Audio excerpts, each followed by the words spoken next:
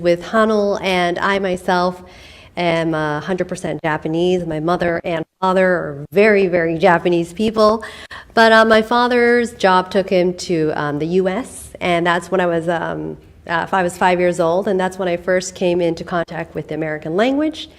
And of course, at that time, I spoke zero English, so I was also the ESL girl who was taken out of English class to go to the ESL class and kind of really, struggling to learn English. But here I am now. Yeah, that's great. So what did you do? You speak English flawlessly now, but what efforts or what did you do to become a top 1% English speaker in my eyes? Wow. Well, first of all, thank you so much for the 1% top English speaker. I think one of the things that I worked really hard on when I was young is reading out loud. So I think that really, really helped my pronunciation and learning vocabulary and learning grammar. So I think it's really the fundamentals, like just, doing the same thing over and over, repetitive action, which kind of eventually led me to where I am now. Yeah, great. So I have some questions here, and these are pre-submitted questions from the audience. So if you submitted a question, thank you. Your questions might be here. We just got a load of questions, so I just picked the ones that were very similar in nature. So this question comes from a pre-submitted question. So Maya, when you teach people working in competitive foreign companies where English is the common language, what skills or elements do you think are most important to focus on?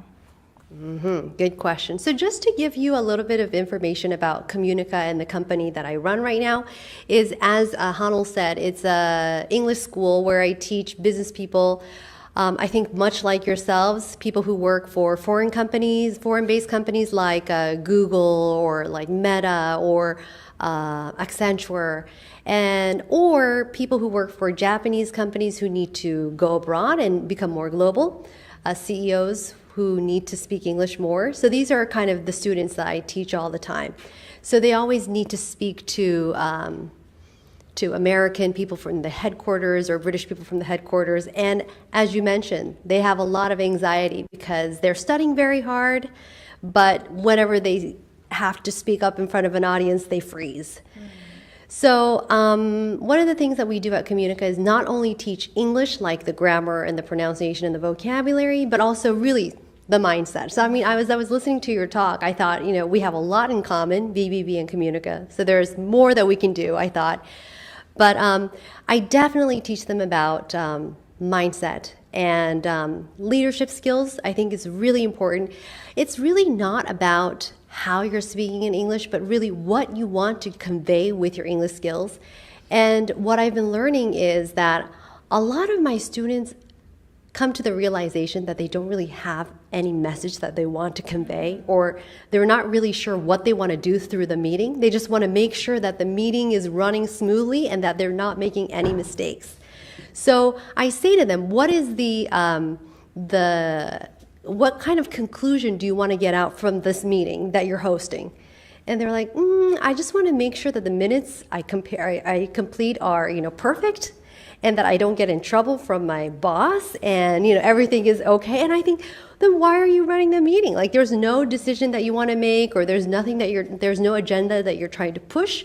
Then what is the purpose of speaking good English? So I think really the more and more I teach English, I come to the realization that it's really about leadership and how to do business. So more and more of my lessons are focusing on leadership and like what you want to do in life and what your goal is. And if you need English, I can help you in that area as well, So. Yeah, I think our philosophies, we share so much in common. And I've learned so much from Maya. I really admire your work. And if you are taking notes, this is a secret to people who are successful. They really take time to sharpen their mindset.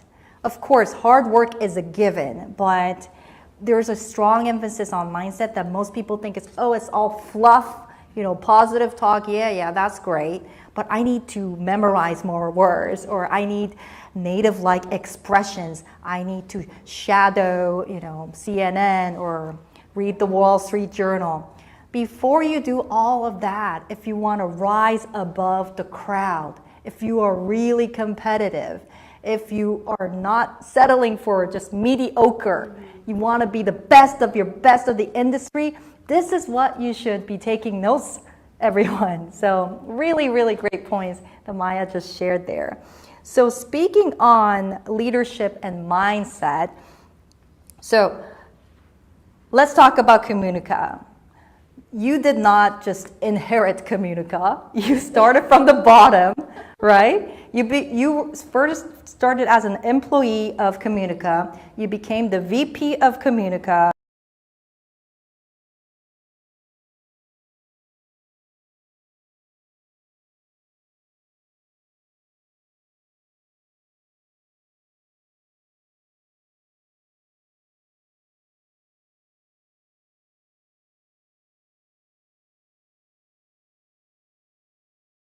You became CEO last year. Did you know you could make it this far when you first joined Communica? No, not at all.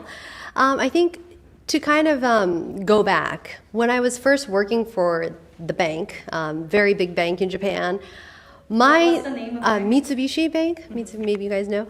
So my highest priority while I was working at the bank was to find a nice husband so that I could quit my job as soon as possible and my life would be safe and I would have some kind of income through this husband. So that was the only objective in my mind as a worker. And I would have never thought that I would be running a company at this age. So just to, give you some information, it's not like I was like, I'm going to become an entrepreneur kind of person that, at the beginning. Yeah. So how old are you this year? Oh, yes, I'm 40. I think same as Hanel. Yeah. So I didn't think that was going to happen at all. Yeah. So when you first joined Communica, Kenji Yamamoto was the CEO. And I heard from Kenji that you were quite a troublemaker, right? Tell us about your journey. Right, yes. So I was very, very fortunate to meet Mr. Yamamoto and be hired by him. I did not think that would happen, but at that time I was a struggling interpreter and translator, and I was also teaching English like as a side job. Maybe for like $30 an hour, I would teach a student at a cafe, and then I would run off to another cafe, and I would do these jobs. But I thought that this was not really a sustainable way of living. So I was struggling. I didn't know what to do. And then came Mr. Yamamoto. He said to me, "Are you serious about teaching English? Like, do you want to pursue this as a career?"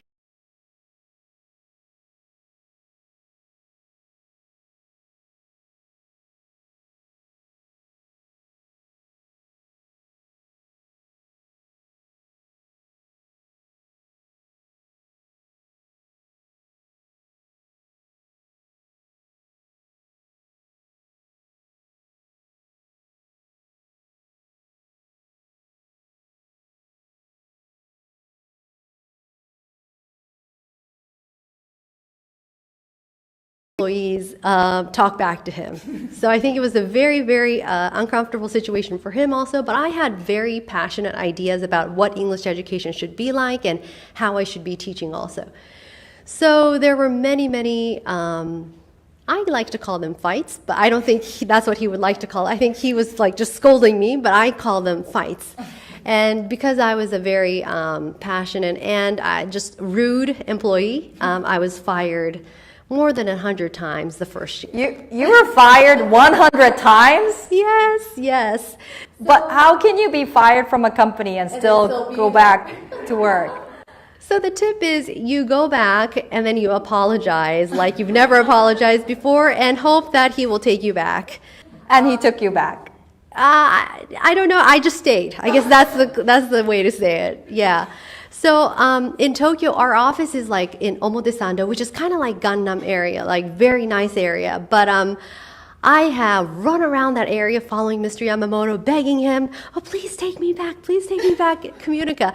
So, and Mr. Yamamoto has thrown away my stuff outside, and I would go and take it back and try to come back in.